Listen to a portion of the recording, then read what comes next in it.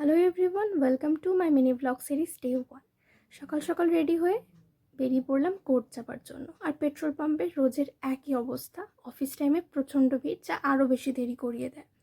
তারপর চলে গেলাম কোর্ট। আজকে এতটাই গরম যে মুখ চোখ রীতিমতো ঝলসে যাবার জোগাড়।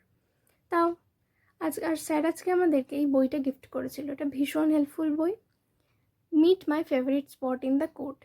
ভীষণ সুন্দর একটা বাগান বিলাসের গাছ। তারপরে বেরিয়ে গেছিলাম একটু কলকাতার জন্য, একটু কাজ ছিল। ফেরার পথে রোজের এই একই জিনিস, প্রচণ্ড ট্রাফিক, কিছু করা যায় না, রোজের একই অবস্থা। তারপর বাড়ি এসে স্নান করে স্কিন কেয়ার করে অনেক মোটিভেট করে নিজেকে বসালাম পড়তে, কারণ প্রতি সেমিস্টারের আগের ওই প্রেশারটা জাস্ট নেওয়া যায় না।